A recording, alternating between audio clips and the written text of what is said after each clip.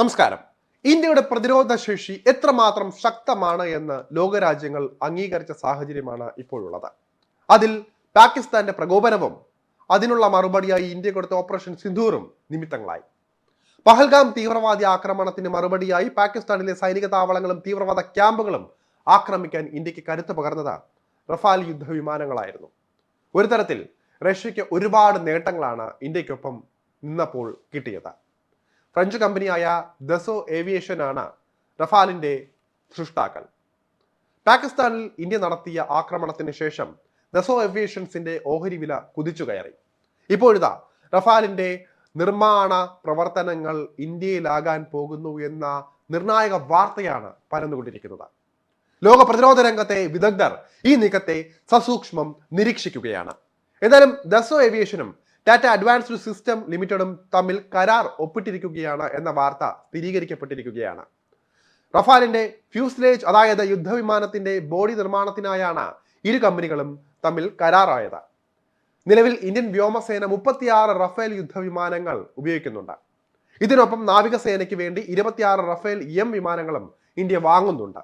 ഈ ഒരു സാഹചര്യത്തിലാണ് പുതിയ കരാർ കൂടി വരുന്നത് എന്നതാണ് ശ്രദ്ധേയം. ഇന്ത്യയെ സംബന്ധിച്ച വലിയ നേട്ടമാണ് പുതിയ കരാർ.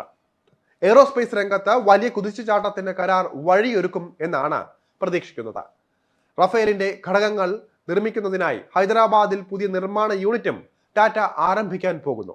2028ഓടെ ആദ്യഘട്ട നിർമ്മാണം പൂർത്തിയാകുമെന്നാണ് കണക്ക് കൂട്ടുന്നത്.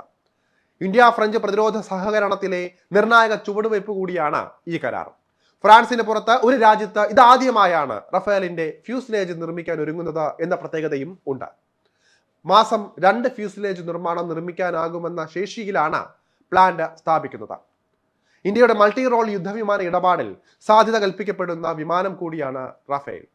ഇതിനിടെയാണ് ഇന്ത്യയിൽ വിമാനത്തിന്റെ പ്രധാന ഭാഗങ്ങൾ നിർമ്മിക്കാനുള്ള കരാർ യാഥാർത്ഥ്യമാകുന്നത്. ഇന്ത്യയിലേക്കുള്ള വിതരണ ശൃംഖല ശക്തിപ്പെടുത്താൻ ഇതിലൂടെ ദസോയ്ക്ക് സാധിക്കുന്നത്. 110 മൾട്ടി റോൾ യുദ്ധവിമാനങ്ങൾ വാങ്ങാനുള്ള വമ്പൻ കരാർ പ്രതിരോധ മന്ത്രാലയത്തിന്റെ പരിഗണനയിലാണ്. ഇതിന്റെ കരാർ ദസോയ്ക്ക് ലഭിച്ചാൽ ഇന്ത്യയിൽ നിർമ്മാണം ആരംഭിക്കാനുള്ള സാധ്യതയും ഈ കരാർ വേഗം കൂട്ടും. ഫ്യൂസ്ലേജ് നിർമ്മാണത്തിലൂടെ ഇന്ത്യക്കും ലോകരാജ്യങ്ങൾക്കിടയിൽ തലയുയർത്തി നിൽക്കാനാകും. ഒരു വിമാനത്തിന്റെ പ്രധാന ഭാഗമാണ് ഫ്യൂസ്ലേജ്. എല്ലാ ഭാഗങ്ങളും ഒരുമിച്ച് നിർത്തുന്ന ഒരു നീണ്ട പൊള്ളയായ ട്യൂബാണ് ഇത്. കൂടുതൽ യാത്രക്കാരെ ഉൾക്കൊള്ളുന്നതിനായി ഒരു വിമാനത്തിന് വിശാലമായ ഫ്യൂസ്ലേജ് അനിവാര്യമാണ്. പൈലറ്റുമാർക്കുള്ള കോക്പിറ്റ്, പാസഞ്ചർ ക്യാബിൻ, കാർഗോ ഹോൾഡുകൾ തുടങ്ങിയ പ്രധാന ഘടകങ്ങൾ ഫ്യൂസ്ലേജിൽ ഉൾക്കൊള്ളുന്നു.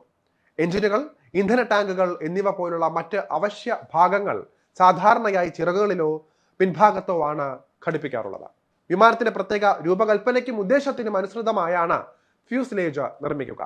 അതിനിടയിൽ ഇന്ത്യക്ക് തങ്ങളുടെ 5ാം തലമുറ യുദ്ധവിമാനമായ സുഖോയ് Su-57 സോഴ്സ് കോഡ് നൽകാമെന്ന വാഗ്ദാനവുമായി എത്തിയിട്ടുണ്ട് റഷ്യ.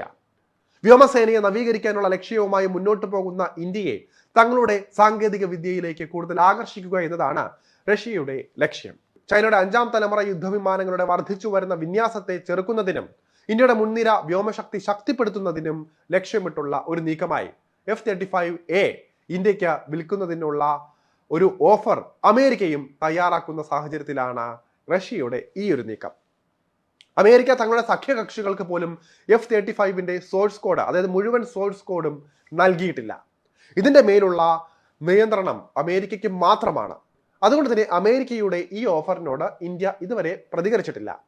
ഇന്ത്യൻ പ്രതിരോധ ഏജൻസികൾ റിപ്പോർട്ട് ചെയ്യുന്നതനുസരിച്ച് നിർദ്ദേശിക്കപ്പെടുന്ന Su-57E വേരിയന്റിൽ ഇന്ത്യയുടെ Su-30 MKI ഫ്ലീറ്റിനായുള്ള സൂപ്പർ 30 അപ്ഗ്രേഡ് പ്രോഗ്രാമുമായി യോജിപ്പിച്ചിരിക്കുന്ന പ്രധാന സാങ്കേതിക വിദ്യകൾ ഉൾപ്പെടുത്തും. ശബ്ദത്തെക്കാൾ 2 മടങ്ങ് വേഗതയിൽ പറക്കാൻ കഴിയുന്ന മൾട്ടി റോൾ യുദ്ധവിമാനമാണ് Su-57. പരമാവധി 1500 കിലോമീറ്റർ ദൂരം വരെ ഇതിന് പറന്നെത്താൻ സാധിക്കും. 10 ടണ്ണോളം ഭാരം വരുന്ന ആയുധങ്ങൾ വഹിക്കാൻ സാധിക്കുന്ന യുദ്ധവിമാനമാണ് Su-57. റഷ്യ മുഴുവൻ സോഴ്സ് കോഡും ഇന്ത്യക്ക് വാഗ്ദാനം ചെയ്തതിലൂടെ ഈ വിമാനത്തിൽ ഇന്ത്യൻ സാങ്കേതിക വിദ്യകൾ ആവശ്യാനുസരണം കൂട്ടിച്ചേർക്കാനും റഷ്യയുടെ ഇടപെടലുകൾ ഇല്ലാതെ തന്നെ സ്വതന്ത്രമായി പരീക്ഷിക്കാനും ഇന്ത്യക്ക് സാധിക്കും. റഷ്യൻ വിമാനം വാങ്ങാനുള്ള തീരുമാനമെടുത്താൽ ഇന്ത്യയുടെ തദ്ദേശീയമായ 5ാം തലമുറ യുദ്ധവിമാന വികസനത്തിന് കൂടുതൽ വേഗം കൈവരും. നിർണായകമായ പല സാങ്കേതിക വിദ്യകളെയും അടുത്ത് മനസ്സിലാക്കാൻ സോഴ്സ് കോഡ് വഴി സാധിക്കും. പക്ഷേ ഉറ്റ സുഹൃത്തായ റഷ്യയെ പിണക്കുന്ന ഒരു തീരുമാനം ഇന്ത്യ എടുക്കുമെന്ന് തോന്നുന്നില്ല. സാഹചര്യത്തിനനുസരിച്ച് അമേരിക്ക നിലപാട് മാറുമോ എന്ന ഭീതിയും ഇന്ത്യക്കുണ്ട്.